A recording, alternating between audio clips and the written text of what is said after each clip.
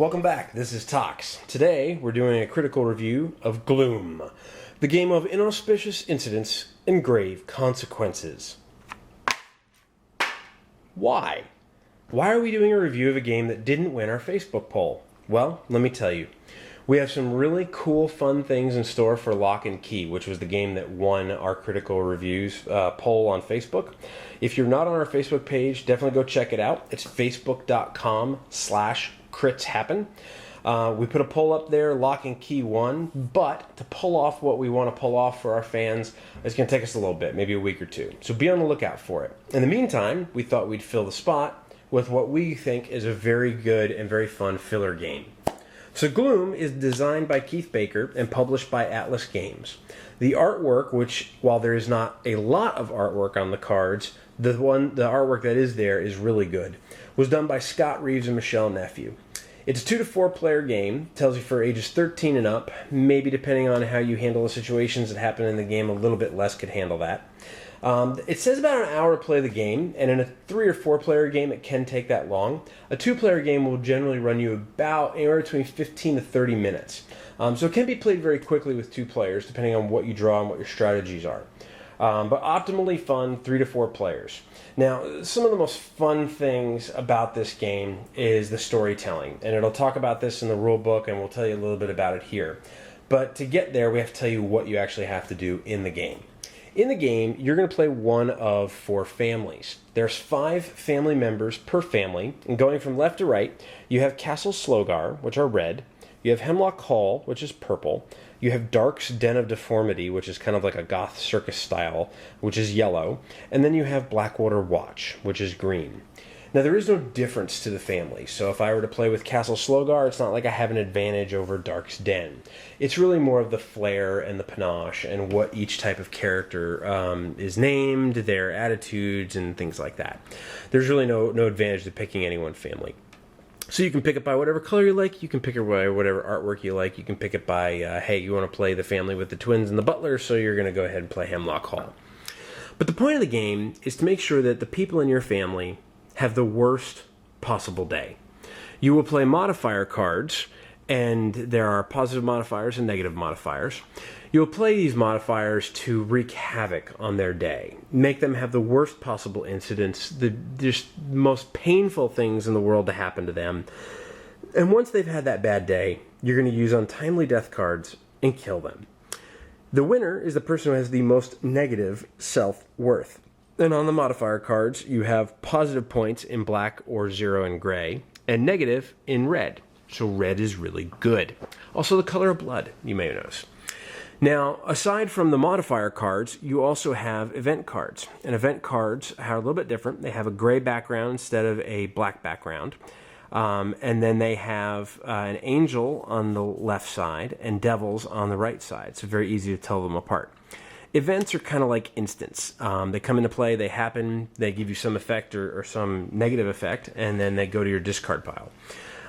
But the cards like these that are modifiers, and you'll notice these are clear see-through cards, kind of flimsy, not terrible flimsy, but soft plastic.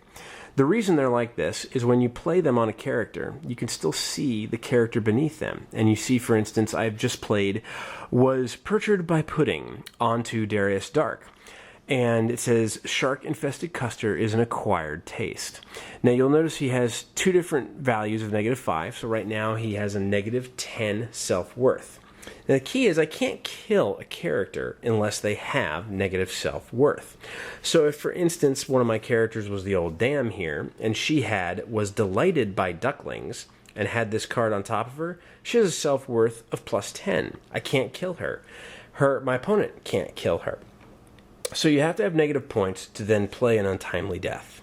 Now, the reason it's important to see through these cards is that you may, let's say someone played this on your card, the old dam, and gave her a +10 self-worth. Well, you want to get her to negative as fast as possible. Then I go ahead and play Broke Many Bones and play that on top of her. My -20 covers up that +10, and now she has -20. So the constant change of self-worth will impact the game and let you either impact when you can kill a person or how you can kill a person. You'll also notice there are symbols on the modifier cards. So there are 7 different symbols, or actually 6 different symbols with some options. There is Beast, which is a bat, Death, which is a skull, Duck, which is usually something funny and comical, with a duck head, a goblet with a cup, money with gold coins, and marriage with a heart. It's actually a bleeding heart. You also have a blank one, which will cover up. It's just a simple gray circle that will cover up anything below it. And then there's none. There's some that have no different icons on them at all. Now, the icons just allow the different cards in the game to make a difference and impact the game. So you may see some, like for instance, this Untimely Death card is fell from on high. Flip the character beneath this card to its deceased side, worth an additional -10 with the skull icon. So if the skull icon was there and I were to kill him, then he would get an additional -10. And again, the point or the goal of the game is to have the most negative self-worth points at the end of the game. Now, there's some interesting strategies along with that. Because while you're going to want to kill your own family members and get them to as much negative self-worth and then off them, you will also be able to play cards on your opponents, usually positive modifiers. But you may be forced, for example, again, if I'm playing Blackwater Watch here, and my opponent was playing the Dark's Den of Deformity, he only has -10 self-worth there. He's in the negative, so I could kill him. If I play an Untimely Death on my opponent's character at that point, it does kill him, it does give him -10 points. But it also puts me in a position of knowing, for the time being, he's only worth a maximum of -10 points. So there's some unique strategy around that.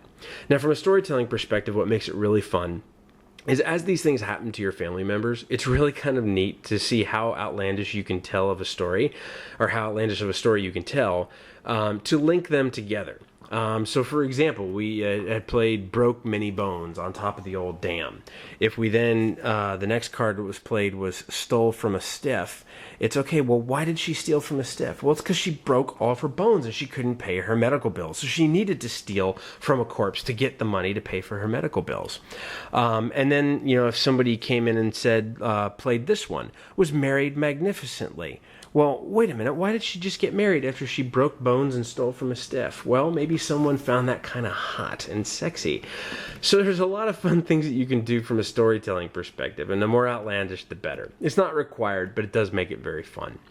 It is a very tongue-in-cheek type game. It is something that, while sounds morbid, where the point is to kill your characters, it's done in a very fun and lighthearted way. So again, while the game tells you 13 and up, depending on how you handle the situations or the titles of the cards with family members, me personally, I wouldn't have a problem if a 10-year-old or 8-year-old even played this, because it can be pretty fun. And the more imaginative you are, the more creative you are, the more fun you'll have playing this game. So in the end, what's critical and what's fun about this game? Well, the design is very unique. Being able to see through all the cards is very critical and a fun part of the game. Each card, as you notice, will have that text box. It will cover up the text from the card below it. So while some cards will give you a bonus while they're in play, the next card played on top will usually take that away. So the stacking of it is very unique. And there are some other games out there like Redikai and things like that that use that stacking and that see-through option. But this is done in a more tongue-in-cheek type way, in a more fun type party game. There are some really fun variants to this game as well, and they're not included in the rule book, but I think they're kind of fun and a critical part of what makes it fun. So there's 5 members of each of your family. What's a fun thing to do is before each game, you take 5 scraps of paper or 5 sticky notes or whatever you want to use, and on one of them, you write head of the house. You put that face down underneath the card. So if this was my head of the house, I'd place it so it's face down. It doesn't impact what I see on the card, but they can't see the back side of it when I have it flipped down. And what we'll do is, if that character is killed, you get a bonus. So it may be a minus 20 or 25 bonus or something like that. So it can do some things. Or we can do, if your opponent kills your head of house, then maybe you draw some cards. So it's just a nice kind of little flair to add to the head of house. We also tried to play a solo variant of this, which is pretty unique. So you would play with one family with its 5 members, and what we would do is say either in a certain amount of turns or a certain amount of points you have to get to win the game. So let's say you had 5 members and you wanted to get to 200 negative self-worth. You have, let's say, 15 turns, 20 turns, however many you want to pick to get there, and you're on a clock to get down to that many self-worth to off your family members. So there are some really fun variants you could do to play and enjoy the game differently. Overall, though, again, very fun game, very stylish artwork, Victorian Gothic kind of look, but again, very tongue-in-cheek. For example, one of my favorite cards in the game, just for the title, was mauled by a manatee. So you can see some of the fun in it. What we'll do now is we'll actually lay out some of the cards and take some still pictures of it so you can get an idea of each of the type of cards and maybe see some of the names and get some laughs and chuckles in. And then we'll also lay out the family members for each family so you can take a look at them. There is on the back of every card, there is the dearly departed. Those sides are the same. You'll see the Gloom logo, you'll see the skull and the raven, and it says, "Our dearly departed, rest in peace." So when they're dead, they all say the same thing, but when they do die, you see those cards beneath them still. So if they're dead, you know they're dead, and you know what the last thing was that happened to them.